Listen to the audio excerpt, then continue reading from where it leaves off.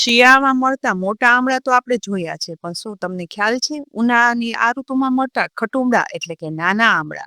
હમણાં અમારા એક સગાના ઘરે અમે ગયા ને, ત્યાં આ નાના આમળાનું ઝાડ હતું. અને આ ઝાડમાં તો એકદમ રૂમે ઝૂમે લટકતા નાના તાજા આમળા તોડી અમે લઈ આવ્યા. તો આજે એકદમ તાજા ઘરના ઝાડના જ આ નાના આમળાનો એકદમ મસ્ત મજાનો વિટામિન સી થી ભરપૂર ગળ્યું અને ગરમીમાં ઠંડક આપે ને તેવું અથાણું બનાવવાના છીએ.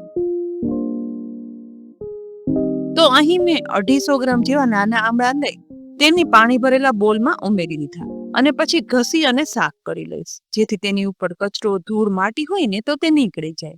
ધીમે ધીમે સાફ કરતા અહીં પાણી છે ને તે ડોળું થઈ ગયું છે.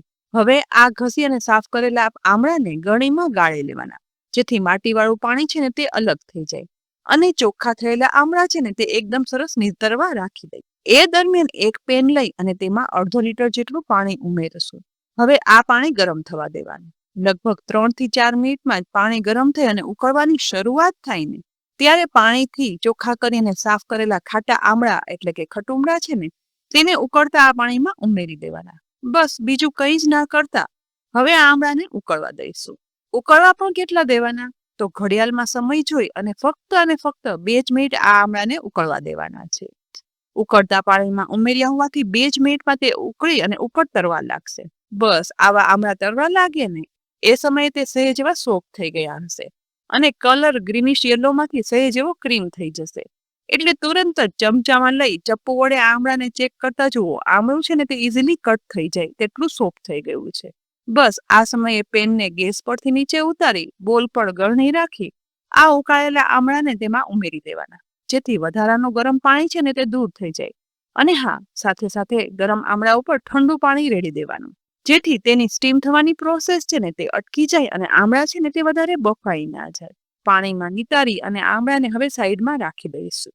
એ પછી આપણે બીજી પેનમાં 250 ગ્રામ આમળા સામે 1/2 કપ અને વજનમાં 400 ગ્રામ જેવી સાકર લઈ અને તે પેનમાં ઉમેરી દઈશું. અહીં સાકરના બદલે ખાંડ પણ વાપરી શકાય, પણ આ અથાણું છે ને તે આપણે વિટામિન સી થી ભરપૂરની સાથે ગરમીમાં ઠંડક આપનારું પણ બને ને માટે મેં સાકર વાપરી છે.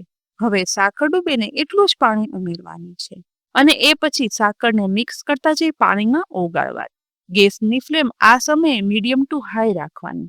ધીમે ધીમે કરતા સાકર છે ને તે બધી 2 જ મિનિટમાં પાણીમાં ઓગળી એકદમ સરસ મિશ્રણ ઉકળવાની શરૂઆત થઈ જશે.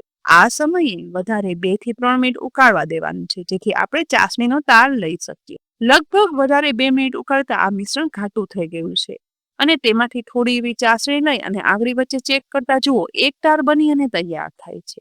બસ આ ચાસણીનો એક તાર બની અને તૈયાર થાય ને આ સમયે બાફેલા નાના ખટુંબડા છે ને તે બધા જ આ ચાસણીમાં ઉમેરી દેવાના અને આ સમયે સાથે થોડું એવું કેસર પણ ઉમેરી દઈશું, જેથી બનતું અથાણું છે ને તે એકદમ સરસ કેસરવાળું ફ્લેવરફુલ બની અને તૈયાર થાય. હવે આમળાને ચાસણી અંદર ઉકાળવા દેવાના છે. ધીમે ધીમે ઉકળતા આમળામાંથી પાણી છૂટું પડશે અને આ ચાસણી છે ને તે એક તારમાંથી થોડી પતલી બની જશે. પણ મિક્સ કરતા જે સતત આ રીતે ઉકાળશે, જેથી ધીમે ધીમે આમળામાં રહેલું પાણી બળી જશે અને ચાસણી ઘટ થઈ જશે. વળી ચાસણીને આમળા શોષી લેશે એટલે તે છે ને તે સેમી ટ્રાન્સપરન્ટ આ ખટુંબડા બની અને તૈયાર થાય છે. લગભગ 4 થી 5 મિનિટ ઉકાળતા બધા આમળા છે ને તે એકદમ સરસ ચાસણી શોષી લેશે અને સહેજ એવા ફૂલી પણ ગયા છે. સાઈઝમાં મોટા પણ લાગી અને ઉપર તરવા લાગશે અને કલરમાં પણ સહેજ એવા ડાર્ક થયા હોય ને તેવું દેખાઈ રહ્યું છે. આ સમયે ફરીથી આપણે ચાસણીનો તાર ચેક કરશું. પતલી થયેલી આ ચાસણી હવે ઘાટી પણ થઈ ગઈ છે, તો તાર ચેક કરતા એક તાર આખો બની અને ફરી તૈયાર થાય છે.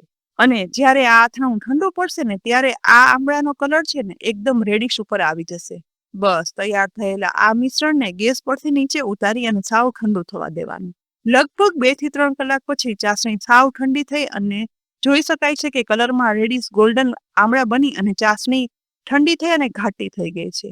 બસ આજે આપણે ખટુંબડા આમળાનો ઉનાળામાં ઠંડક આપતો વિટામિન સી થી ભરપૂર મુરબ્બો બનાવ્યો છે. આ મુરબ્બો અત્યારે સિઝનમાં બનાવી અને આખા વર્ષ માટે સાચવી પણ શકાય છે. અને ઉનાળામાં રોજ 1 થી 2 આ નાના ખટુંબડા આમળાનો મુરબ્બો ખાઈએ ને તો શરીરમાં પણ ઠંડક મળે અને સાથે સ્ફૂર્તિ પણ રહે. કાચનો એરટાઇટ જાર લઈ કોરો કરી અને તેમાં આ અથાણું ઉમેરી અને સાચવી લેવાનું. ફ્રેન્ડ્સ, આજે આપણે ખટુંબડા એટલે કે નાના આમળાનો ગુણોથી ભરપૂર ઠંડક આપનાર મુરબ્બો બનાવીએ. તમને આ રેસીપી કેવી લાગી? ચોક્કસથી કહેજો. અને રેસીપી ઉપયોગી લાગી હોય ને તો આ રેસીપીને લાઈક કરી અને શેર કરી લેજો. સાથે અમારી યુટ્યુબ ચેનલ પણ સબસ્ક્રાઇબ કરી લેજો અને અમારા ફેસબુક પેજને લાઈક કરી અને ફોલો કરી લેજો. આવતીકાલે ફરી મળશું એક નવી રેસીપી સાથે. ત્યાં સુધી આવજો.